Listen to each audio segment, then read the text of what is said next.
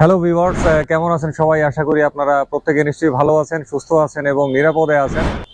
আজকে একটু জঙ্গল জঙ্গল ভাব, এভাবেই কথাবার্তা বলবো। তবে আজকে যে বিষয়ে কথাটা বলবো এটা কিন্তু খুবই গুরুত্বপূর্ণ ব্যাপার।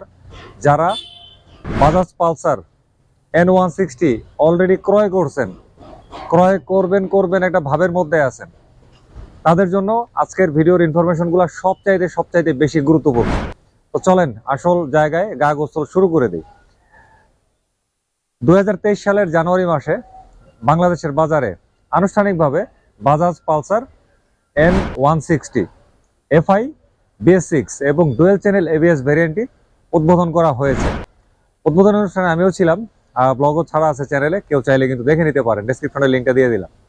যাই হোক, আর উদ্বোধনী অনুষ্ঠানের কয়েকদিন আগে একটা মোটরসাইকেলের শোরুমে বসে Pulsar N160 dual channel ABS FI BS6 মোটরসাইকেলটি সম্পর্কে একটা ডিটেল রিভিউতে গেছিলাম স্পেসিফিকেশন নিয়ে। তো ওই দিন ওই ভিডিওতে আমি বলছিলাম যে কোম্পানি থেকে অর্থাৎ বাজাজ ইঞ্জিন অয়েল হিসেবে পালসার N160-র মধ্যে রিকমেন্ড করছে 20W50 গ্রেডের ইঞ্জিন অয়েল। ঠিক আছে, 20W50 গ্রেডের ইঞ্জিন অয়েল। তাদের যে ম্যানুয়ালটা বাজাজ বাংলাদেশ থেকে আমি যেটা পাইছি ওইটার মধ্যে এই লেখাটা আছে। তবে আমি একটু আটকায় গেছিলাম এই ম্যানুয়ালের সর্বশেষ পাতায় গিয়ে। সর্বশেষ পাতা বলতে মলাটটা আর কি।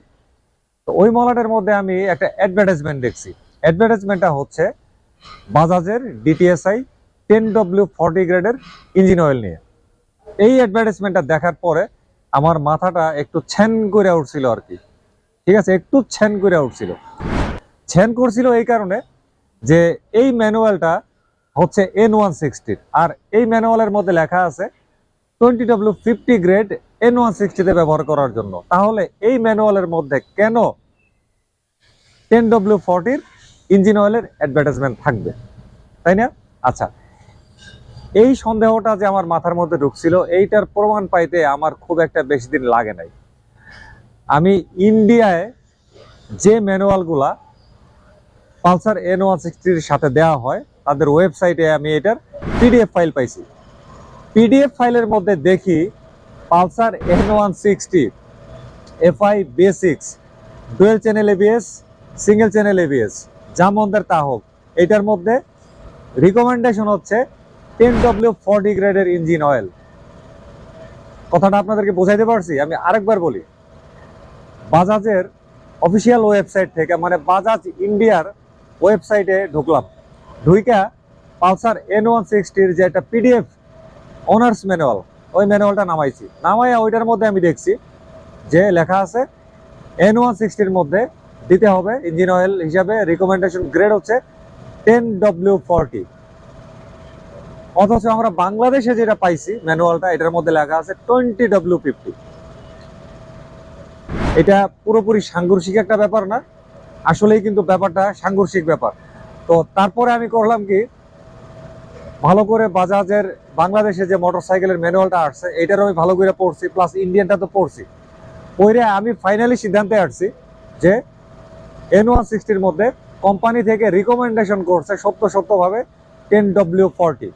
আর এই 10W40-র ইঞ্জিন অয়েলের মার্কেটিংয়ের জন্যই এই ম্যানুয়ালের একদম লাস্ট পাতার মলাটের মধ্যে 10W40 গ্রেডের ইঞ্জিন অয়েলের অ্যাডভার্টাইজমেন্ট করা।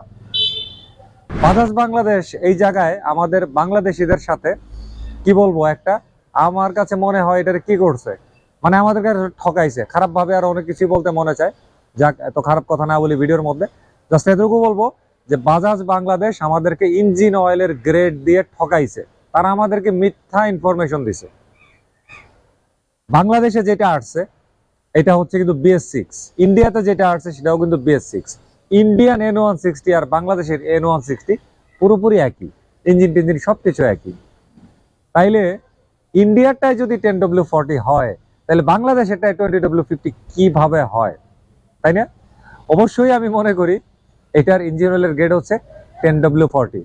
বাজাজ বাংলাদেশ কি করছে চালাকিটা, তারা এই ম্যানুয়ালের যে পাতার মধ্যে 10W40 লেখা ছিল এইটারে তারা রিপ্রিন্ট করছে, পরিবর্তন করে লেখা নিয়ে আসছে বাংলাদেশের জন্য 20W50। কিন্তু লাস্টে মলাটের মধ্যে যে 10W40 গ্রেডের ইঞ্জিন অয়েলের অ্যাডভার্টাইজমেন্টটা দেওয়া, এইটা হয়তোবা তারা খেয়াল করে নাই। আর যদি খেয়াল করতো তাইলে হয়তোবা ওই দিন আমার চোখ ওই মলাটের লেখাটার প্রতি আটকাইতো না, আর আজকে হয়তো ভিডিওটা বানানো হইতো না। কিংবা যদি তারা ওইটারে দেখা ওইটার মধ্যে 20W50 এর একটা অ্যাডভার্টাইজমেন্ট নিয়ে আসতো, আজকে হয়তোবা আমার চোখে এটা পড়তো না।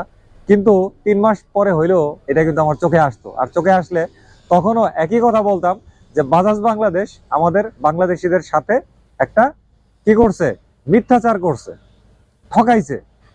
একটা মোটরসাইকেলের ম্যানুফ্যাকচারিং কোম্পানি বইলা দিছে 10W40 দিতে, আর বাংলাদেশে আইসা এটা তারা বানাই দিল 20W50। এখন পালসার N160 কে বানাইছে বলেন? বাজাজ বাংলাদেশ বানাইছে নাকি বাজাজ ইন্ডিয়া বানাইছে? অবশ্যই এটা বানাইছে বাজাজ ইন্ডিয়া।